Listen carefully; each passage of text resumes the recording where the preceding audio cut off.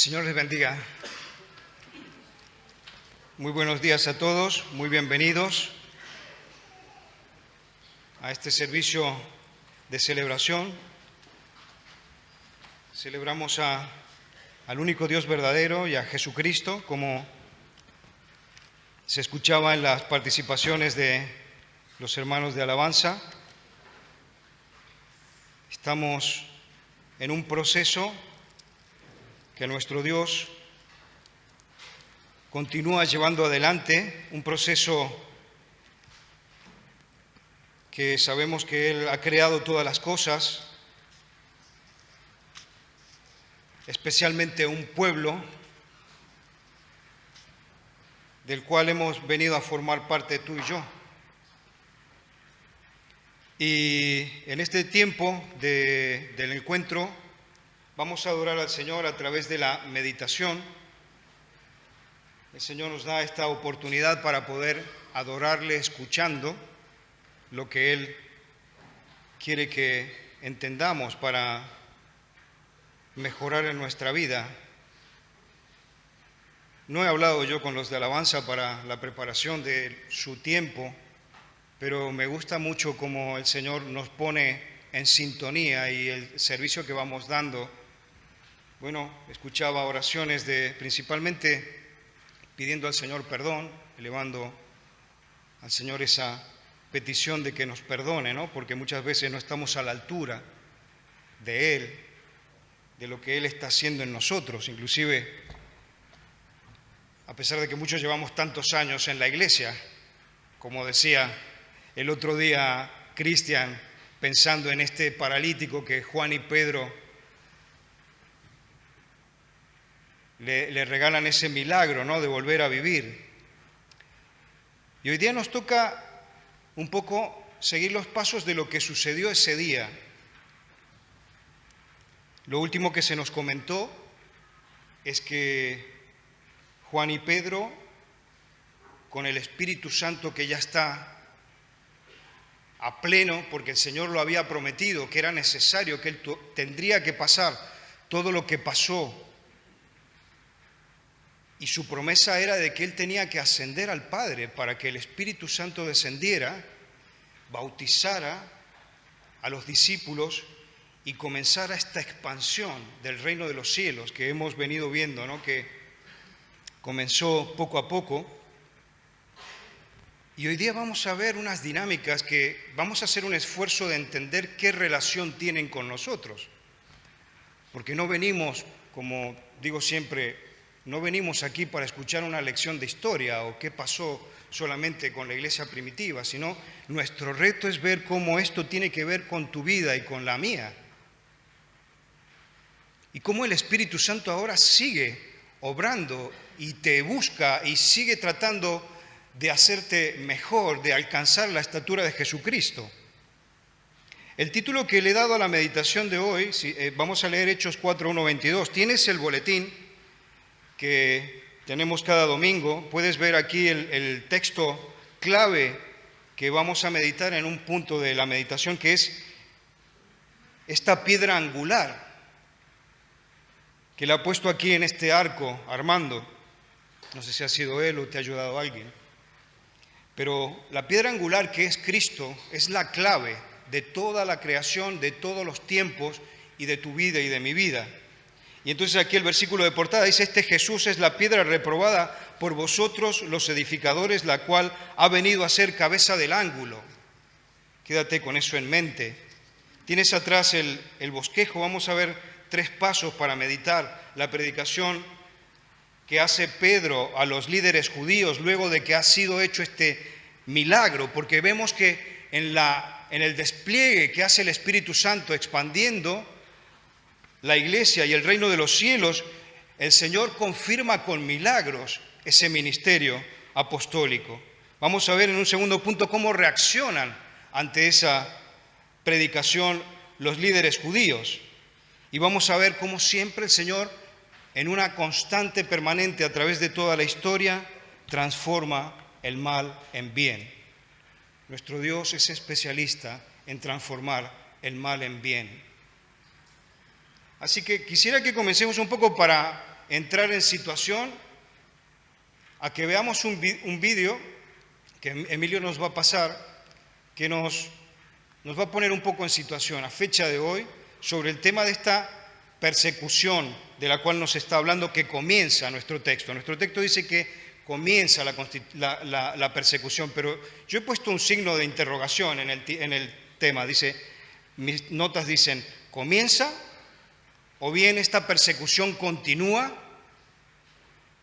Vamos a ver lo que dice una persona contemporánea nuestra de aquí, de este país, y a ver qué opinamos. Desde el verano veo Madrid lleno de carteles de soy lesbiana, gay, bisexual, transexual. Ante el odio, denuncia.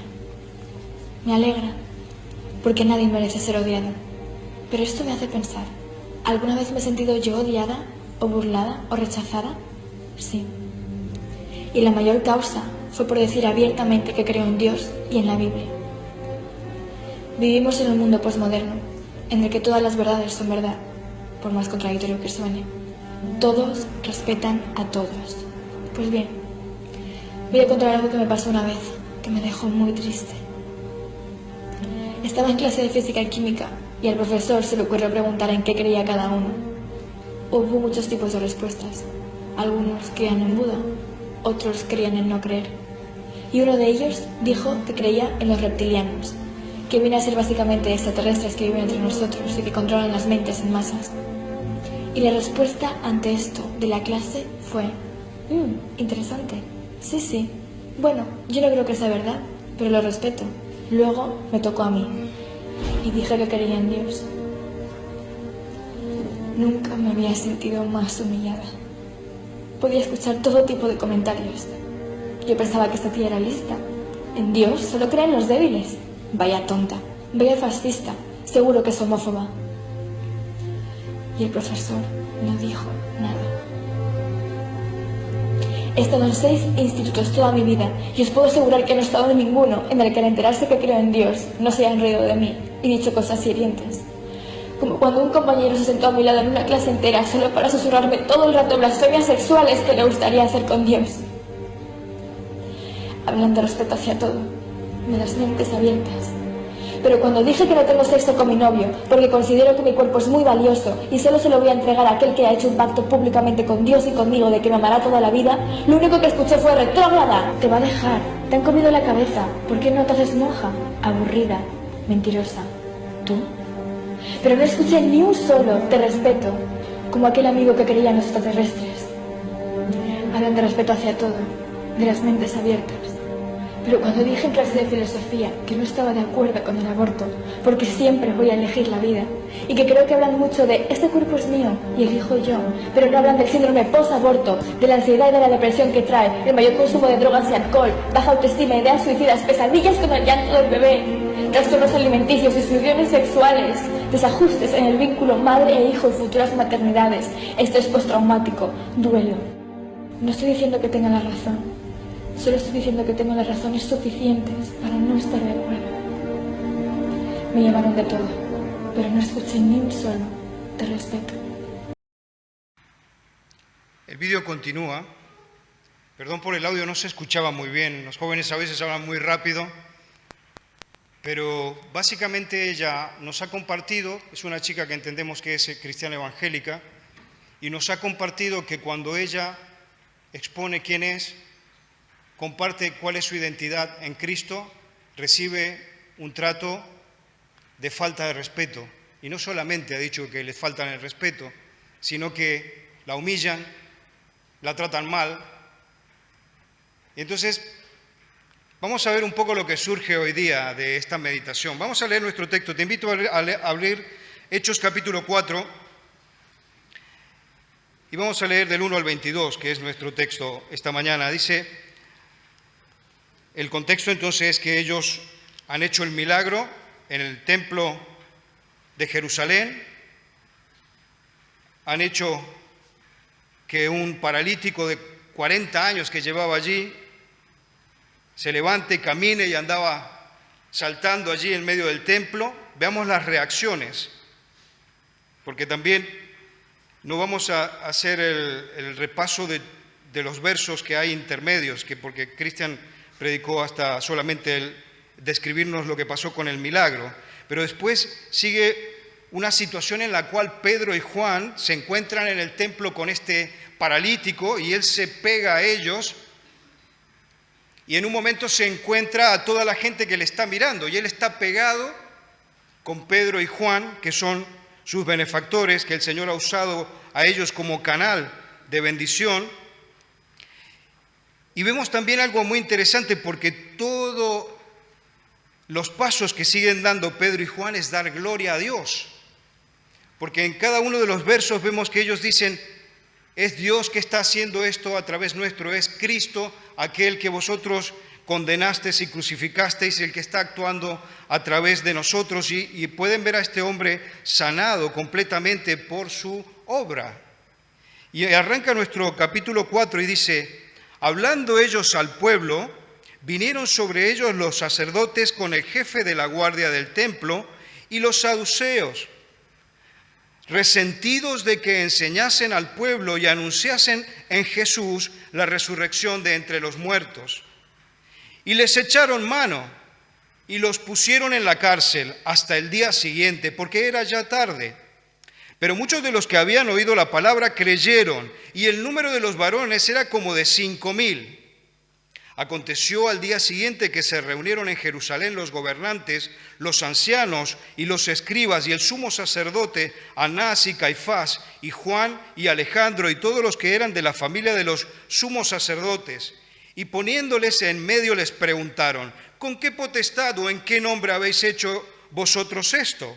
Entonces Pedro, lleno del Espíritu Santo, les dijo, gobernantes del pueblo y ancianos de Israel, puesto que hoy se nos interroga acerca del beneficio hecho a un hombre enfermo, de qué manera éste haya sido sanado, sea notorio a todos vosotros y a todo el pueblo de Israel que en el nombre de Jesucristo de Nazaret, a quien vosotros crucificasteis y a quien Dios resucitó de los muertos, por él, este hombre está en vuestra presencia sano. Este Jesús es la piedra reprobada por vosotros, los edificadores, la cual ha venido a ser cabeza del ángulo. Y en ningún otro hay salvación, porque no hay otro nombre bajo el cielo dado a los hombres en quien podamos ser salvos. Entonces, viendo el denuedo de Pedro y de Juan, y sabiendo que eran hombres sin letras y del vulgo, se maravillaban y les reconocían que habían estado con Jesús. Y viendo al hombre que había sido sanado, que estaba en pie con ellos, no podían decir nada en contra. Entonces les ordenaron que saliesen del concilio y conferenciaban entre sí, diciendo, ¿qué haremos con estos hombres? Porque de cierto señal manifiesta ha sido hecha por ellos, notoria a todos los que moran en Jerusalén, y no lo podemos negar. Sin embargo, para que no se divulgue más entre aquí en adelante a alguno en este nombre, y llamándolos, les intimaron que en ninguna manera hablasen ni enseñasen en el nombre de Jesús.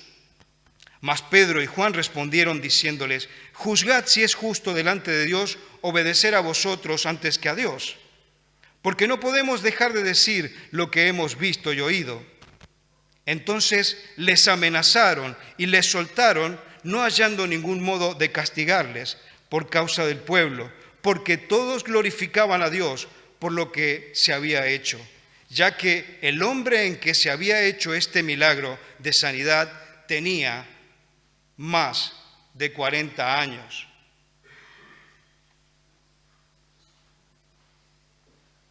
Como decíamos, nuestro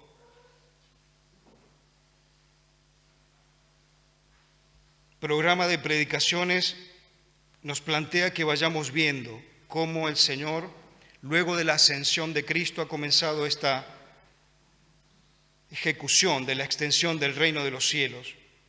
El Señor les dejó a los 12 instrucciones antes de ascender. Dejó la promesa del Espíritu Santo. Luego dijo que iba a llegar el Espíritu Santo. Comienza a extenderse el reino de los cielos, a crecer la iglesia. El Espíritu Santo, como dije al principio, confirmaba el ministerio de los apóstoles con milagros como el que hemos visto. Pero hemos visto la reacción que se produce ante esta situación, porque es algo glorioso que se está dando. Y sin embargo, las reacciones son de rechazo, de odio, de indiferencia. Entonces, esta mañana lo que nos planteamos es meditar cómo es que se da esta situación y cómo se da en nuestros días. Porque hay dos elementos que caracterizan la vida de un creyente. Por un lado, nosotros hemos recibido un mandato que el Señor nos ha dejado y que también venía en el tiempo de alabanza, lo dijo David. Nosotros hemos sido encomendados por Dios para poder llevar estas buenas nuevas a otros. Y claro, cuando nosotros abrimos nuestra vida, porque vamos a hablar de vida, quizá no solamente de las palabras que tenemos que decir que sí, que deberíamos estar preparados a decir palabras concretas de la Escritura para poder predicar el Evangelio. Pero muchas veces todo ese proceso comienza con nuestra vida. ¿Cómo es nuestra vida? ¿Realmente nuestro actuar ha aferrado los valores de Cristo? Nuestra vida ha comenzado a ser esa luz que los valores de Cristo nos aporta para poder ser esos luminares de los que habla la Escritura, allí donde el Señor nos ha puesto. ¿Qué pasa? Que hemos visto un ejemplo concreto, inclusive con un milagro que el Señor ha hecho en estos días. Y vemos que la reacción que tiene la gente, especialmente los religiosos, de ahí que eran los encargados de llevar la adoración a Dios, es de indiferencia, odio, rechazo, persecución, dice que los intimidan. Y creo que básicamente cuando el Evangelio viene expuesto, tenemos tres posibles reacciones. Por un lado, puede haber indiferencia total, que la gente te ve, que tú eres cristiano, inclusive tú puedes reforzar tu conducta y lo que estás haciendo con textos, con un mensaje evangélico, pero la gente puede pasar de ti, puede ser totalmente indiferente. La otra reacción que se puede dar es que la persona entienda y entonces abrace a Cristo. Pero la reacción que vemos muy común, y ahora te invito si quieres a actualizarte y a ver Puertas Abiertas, un portal de los cristianos perseguidos, es que mucha gente cuando escucha que tú has aceptado a Cristo y tú tienes una esperanza que no es la que tiene la humanidad y que está en Cristo, en su salvación, se desata una tremenda cólera y una persecución que lleva a matar a nuestros hermanos. Pero es algo nuevo esto. Estamos en los albores de la iglesia cristiana. ¿Es algo nuevo? Yo creo que no, porque si hacemos unos pasos atrás, ya el mismo Cristo lo venía anticipando. Juan 15, 19. Jesús está hablando, dice, si fuerais del mundo, el mundo amaría lo suyo, pero porque no sois del mundo, antes yo os escogí del mundo, por eso el mundo os aborrece. Mateo 10, 22, Jesús está hablando de nuevo, y seréis aborrecidos por causa de mi nombre. A todo esto, te invito a que vayas pensando, ¿eres aborrecido por causa de Jesús? Yo me pregunto y te pregunto, ¿eres aborrecido por causa de Jesús? ¿Estás sufriendo cosas como lo que nos ha compartido esta chica en tu día a día? No tenemos que extrañarnos para nada de que esto suceda, porque ya el Señor lo ha dicho. Inclusive, si vamos más atrás en la Escritura, esta mañana lo comentábamos en familia, ¿cuándo comenzó esta oposición a Dios? ¿Comenzó inclusive cuando estaba Jesús aquí? No. Algunos en la mañana mientras tomábamos café en mi casa decían, no, comenzó en el Edén. ¿Comenzó en el Edén? Bueno, sí. ¿Por qué? Bueno, la serpiente entró, ¿no? Sí. ¿Pero la serpiente se originó allí? No. La Escritura nos deja entrever con unas profecías en Ezequiel y en Isaías de que esta oposición a Dios viene desde mucho antes. No podemos especificar el tiempo, pero esto se generó ya cuando el Señor tenía todo preparado y formado, y una persona, que era una persona muy importante de la corte de Dios, por su orgullo, comienza a decaer.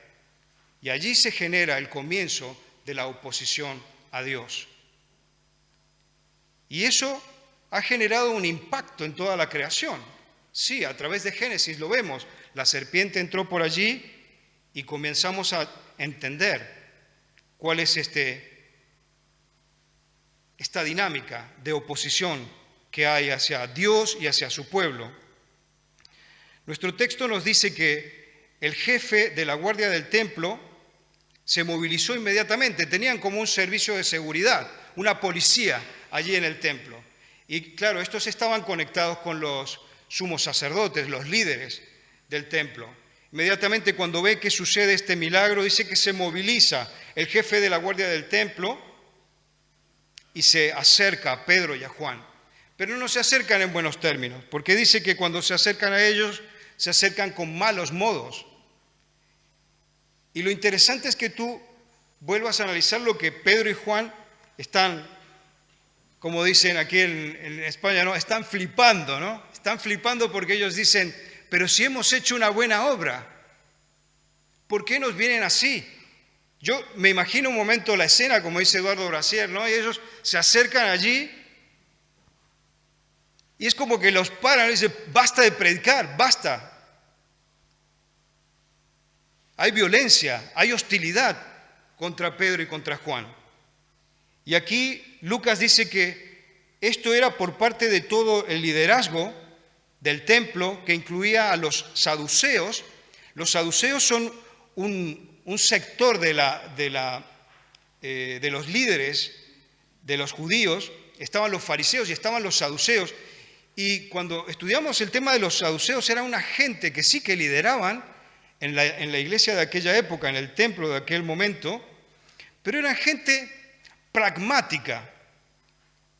Quiere decir que ellos no creían en una realidad espiritual, negaban la resurrección de los muertos, decían que no había nada espiritual en la vida. ¿Te hace acordar a algo de tus días? ¿Cuánta gente hay a nuestro alrededor que serían como estos saduceos, que no tienen conciencia de la realidad espiritual? Ellos dicen que no creían para nada en la resurrección de los muertos. Y claro, aquí el discurso de los apóstoles está totalmente centrado en que Cristo resucitado está actuando a través de su Espíritu en medio de ese lugar. Y claro, ellos cuando lo escuchan se le levantan todas las alarmas y les saltan con los tapones. Dice que los metieron en la cárcel hasta el día siguiente. Inmediatamente son capturados y son mandados allí al calabozo. Esto vemos, ¿no?, que implica una experiencia para los apóstoles de intimidación. Son amenazados. Esto es para que sientan miedo, para meterles el miedo en el cuerpo, como decimos, ¿no? Y para que se queden allí quietos y que no sigan hablando de Cristo. Pero también cuando leemos el texto, entendemos, según los originales, que las amenazas se hacen más potentes en ese momento, pero que ya habían más amenazas. Por lo tanto, es como que se refuerza esta actitud de persecución. Debemos entender también que en este momento la iglesia está recién nacida. Es un movimiento pequeño, pero que va creciendo exponencialmente. Ahora leo la estadística que veía y me impresiona, pero era un movimiento vulnerable. Eran pocos, eran inexpertos, no venían con una formación, no habían hecho escuela, inclusive en un texto los define, no dice que eran del vulgo. Esto quiere decir que eran como ignorantes. No eran militantes, tampoco eran belicosos los primeros cristianos. Pero ¿qué pasa? Se estaban levantando contra las instituciones milenarias que habían en ese momento. Uno de los comentaristas que leía dice que hay al menos 11 grupos diferentes que se están levantando en contra de estos primeros cristianos. Hechos 4.1 dice los sacerdotes y saduceos. Hechos 4.5, gobernantes, ancianos y escribas. Hechos 4.6, y otros de la familia del sumo sacerdote. Hechos 4.1 también hace referencia al jefe del templo. Hechos 4.6 también menciona a Anás, el sumo sacerdote, Caifás, Juan y Alejandro, toda gente que era hostil contra los primeros cristianos. ¿Y qué querían hacer ellos? ¿Qué estaban comunicando a la iglesia naciente? Estaban diciéndole, nosotros tenemos el poder, la religión la controlamos y la dominamos nosotros. Si se les permite seguir predicando, lo que están haciendo es porque nosotros queremos. Porque si nosotros decimos que no, aquí se acaba todo y ustedes a la cárcel. Esta era la intimidación que estaban haciendo contra los primeros cristianos. Sin embargo, vemos que la estadística que nos dice Lucas es tremenda, porque a pesar de esta oposición tan fuerte, el número de los cristianos dice que continuaba creciendo. Hechos 1.15 nos hablaba de que eran 120. Hechos 2.41 dice que en el primer discurso de Pedro se suman 3.000 creyentes. Hechos 4.4 que hemos leído ahora dice que se sumaron 5.000 varones. Y habla solamente de varones, no cuenta a los niños y a las mujeres. ¿Cuándo hemos tenido un crecimiento así de la iglesia cristiana? Esto nos muestra que el ensañamiento, que la hostilidad, que el odio, las amenazas que se van levantando no frenan el crecimiento y la expansión del reino de los cielos. En cambio de ser menos las personas que siguen a Jesús, son más, cada vez más. En los versos 5 a 7 se nos explica que Pedro y Juan son traídos al Sanedrín. El Sanedrín era como una corte que se armaba y entonces los presentan allí como a juicio. Estaba compuesta, dice, por gobernantes, por ancianos y escribas. Y de nuevo volvemos a insistir, esto era todo una puesta en escena para demostrar el poder y la intimidación que ellos querían tener contra estos primeros cristianos. Y claro, se hacían ver porque también querían hacerle recordar a los primeros cristianos que ellos habían sido los que habían hecho que Jesús fuese crucificado. Y a un cierto punto le preguntan, ¿no?, a Pedro y a Juan, ¿con qué potestad o en qué nombre habéis hecho vosotros esto? Creo que la pregunta que le están haciendo a los apóstoles es muy legítima. Porque ellos eran, como dije hace un momento, eran los responsables de la religión del pueblo. Por lo tanto, tenían que entender en nombre de quién se estaban dando estas enseñanzas.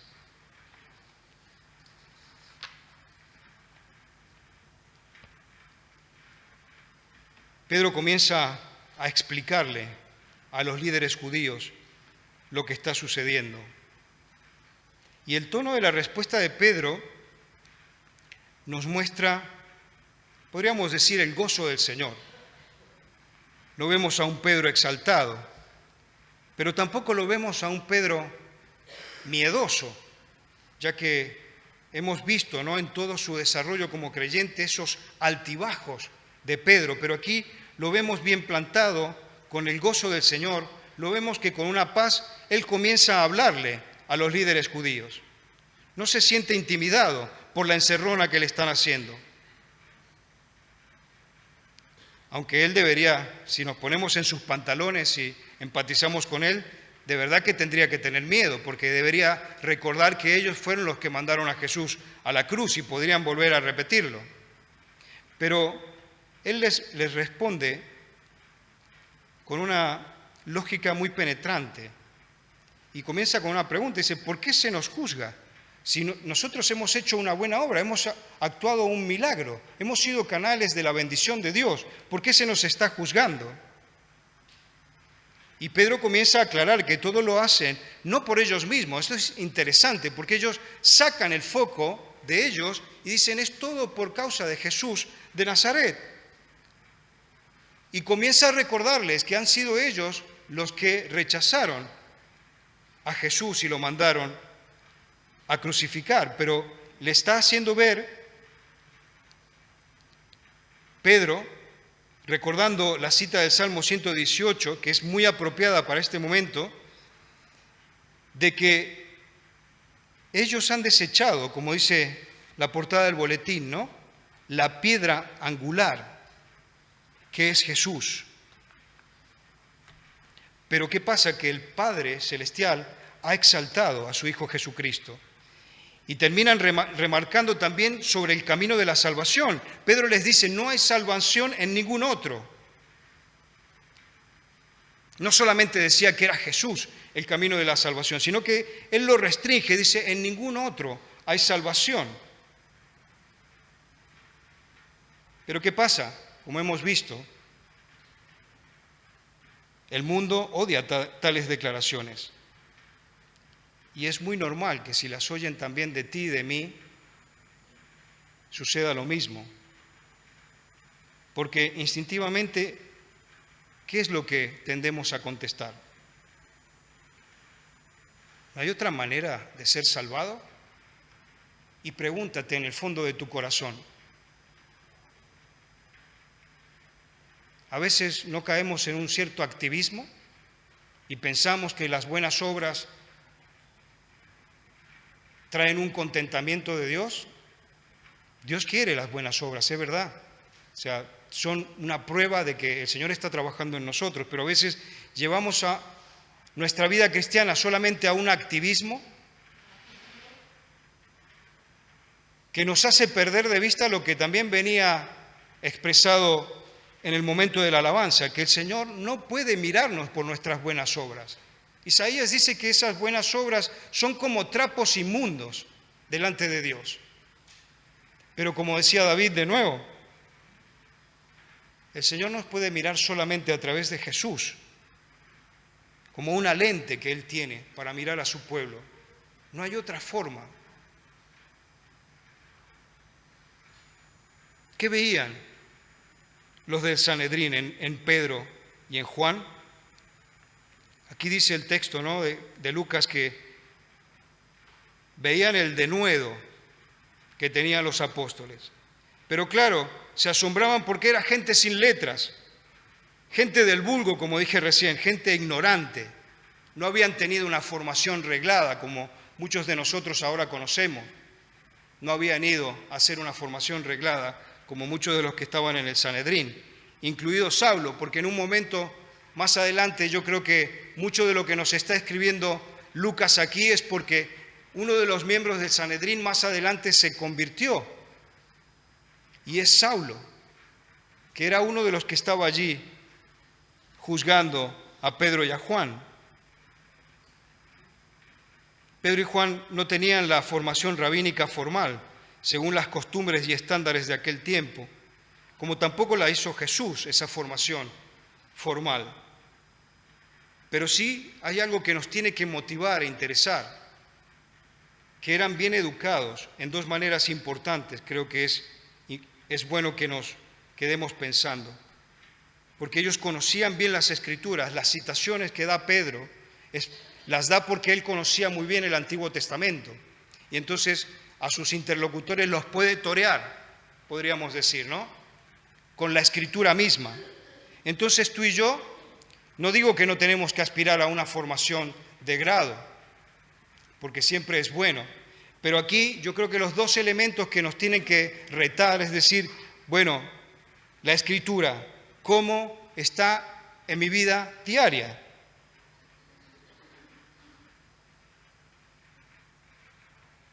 Y otra cosa que creo que es algo muy importante de lo que ellos están viendo es que se dan cuenta que dicen que eran los que habían estado con Jesús. Creo que es importante también que meditemos esto, porque ellos se dan cuenta, por la forma de hablar, por la forma de proceder, que era gente que había estado con Cristo. Y entonces te pregunto, y me pregunto yo, ¿la gente me puede mirar y darse cuenta de que soy uno que está con Cristo? No quiero que me vean como una persona que no quiere estudiar teología, porque también creo que es importante que recordemos que el Señor ha utilizado muchos creyentes en su historia con una muy buena formación, y no quería dejar de pensar en Moisés, por ejemplo, en el profeta Daniel, o el mismo Pablo, que ahora lo vemos en el Sanedrín, pero más adelante será un instrumento clave para la extensión del cristianismo. Lutero, en el 1500, ¿no? Calvino, los reformadores, gente preparada, que son ejemplos que marcan una diferencia en la historia. Pero como decimos, ¿no? Aquí lo más importante que yo me quedo en el corazón es seguir perseverando en estas disciplinas que son la lectura de la Escritura, la meditación de la Escritura, la puesta en práctica de la Escritura. Eso es lo que tú y yo podemos hacer en el día a día. Y eso es lo que también va a hacer que la gente te pueda ver como que has estado con Jesús. Porque el Señor en el Evangelio ha dejado esos valores para que al absorberlos en este proceso que comentamos, leemos, meditamos, ponemos en práctica, se va haciendo carne en nosotros. Y entonces la forma de Jesús se va calando en nuestros huesos. Y entonces la gente podrá decir que tú eres uno de los que está con Jesús.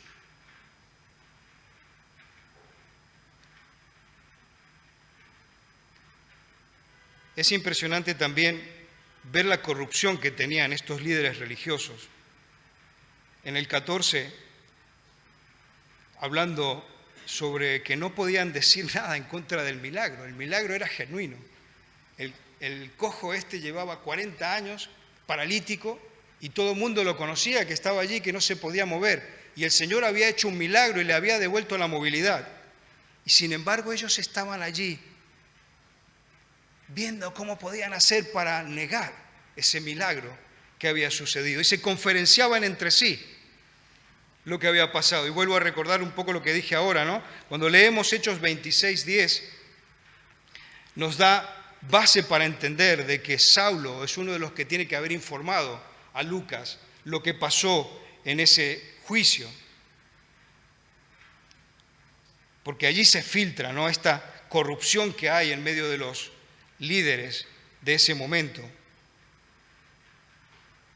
Pero también esto nos ayuda a entender, a ti y a mí, que siempre debemos estar alertas y preparados para dar un buen testimonio de Cristo.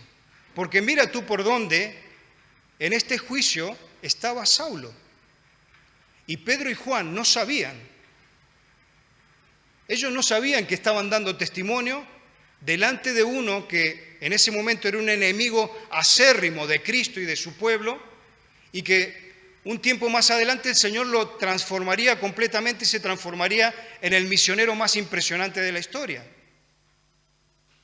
Entonces tú y yo no podemos subestimar ninguna situación. No sabemos quién tenemos delante nuestro.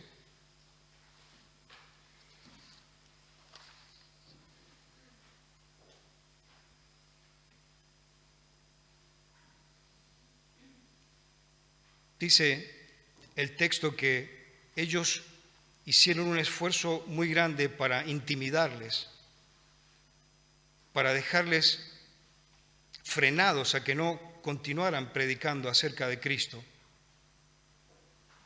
Y ellos argumentaban que era en interés de proteger al pueblo, pero vemos que no, que en realidad era un interés suyo, personal, de dominio, de querer controlar a la gente. Y no querían dejar que el Evangelio de Cristo avanzara. Pero aquí está también otra joya que nos deja Lucas, y dice que Pedro le responde: juzgad si esto es justo delante de Dios, obedecer a vosotros antes que a Dios.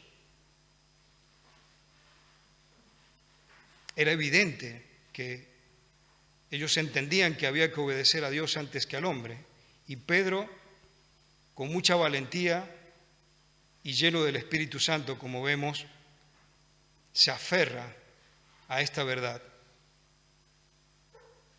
Él les dice: no podemos dejar de decir lo que hemos visto. Y allí también creo que podemos recordar lo que Jesús les había ordenado: me seréis testigos en Jerusalén, Hechos 1:8. Terminamos nuestra meditación y dice que el Señor transforma todo este mal en bien. Todo este juicio que se les plantea a los apóstoles tenía muy mala pinta. Inclusive pienso que ellos habrán creído que iban a terminar en el agujero, ¿no? Y muertos, pero el Señor transforma toda esta situación. Cuando había terminado este momento, 5.000 personas más llegaron a creer en Jesús. Pedro fue llenado con el Espíritu Santo otra vez. Pedro pudo continuar predicando a Jesús a los líderes judíos. Los líderes hostiles del templo confirmaron una sanidad milagrosa. Los enemigos de Jesús fueron confundidos una vez más. Los apóstoles son cada vez más valientes. Y dice Lucas que Dios fue glorificado. Vamos a ver las lecciones claves para nosotros. Creo que tenemos que sacarnos tres que tienen que ver contigo y conmigo a fecha de hoy. Hemos visto que el Señor tiene oposición desde hace muchísimo tiempo, desde la eternidad, que sufre oposición. Hemos visto en Isaías, después lo puedes leer, toma nota, 14, 12, 21, Ezequiel 28, 12, 16, que nos habla de esta oposición a Dios desde la eternidad. O sea que esto no es nuevo. Y me gustaba leer también unas líneas de aquí de nuestra iglesia, que las cuenta don Dani Nuño en estas memorias que él ha hecho. Y es bueno que lo recordemos y después se lo podemos preguntar cómo eran esos días. Porque aquí no siempre fue así todo tan boyante. Escribe a un cierto punto don Dani su historia personal y su tiempo de servicio en la iglesia. Dice que a un cierto punto esta iglesia la cierran las autoridades. Dice, las autoridades cierran el templo de reunión y surgen dificultades. Mas la iglesia responsable busca a Dios en oración. Se han de realizar los cultos en hogares de creyentes, si no caben todos juntos, pues en casas diferentes. También se hacen en el campo cuando el tiempo lo permite, pero no mengua el encanto porque el Señor nos bendice. Al templo con osadía no podíamos entrar porque había policías en la puerta del lugar. Yo he visto las fotos. La iglesia estaba con policía y los creyentes no podían entrar a tener su servicio al Señor, su servicio de adoración.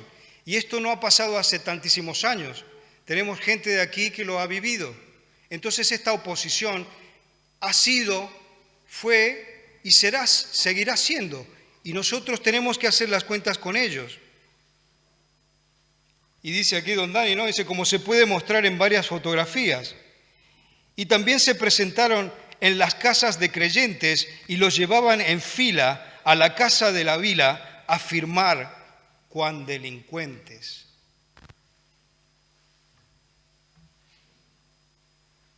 Esto no es nada extraño. Pero también te vuelvo a preguntar, ¿estás sufriendo oposición?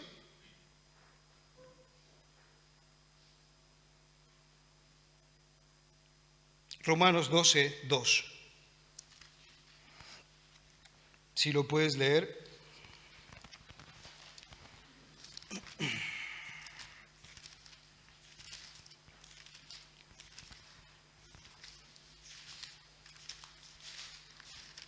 Pablo está escribiendo a los romanos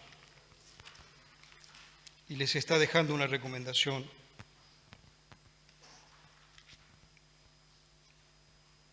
No os conforméis a este siglo, sino transformaos por medio de la renovación de vuestro entendimiento, para que comprobéis cuál sea la buena voluntad de Dios, agradable y perfecta. Muchas veces quizás no recibimos confrontación, no recibimos rechazo, porque tendemos a conformarnos a este siglo. Y muchas veces eso es quizás por la influencia de la cultura que nos rodea, una influencia que hace que nosotros rechacemos, ¿no?, el hecho de no ser aceptados. No queremos ser insultados, ni injuriados, ni odiados. Y entonces la tendencia natural de los creyentes es que nos conformamos y nos vamos adaptando. Y no destacamos, no marcamos diferencias y somos un poco iguales allí en el montón.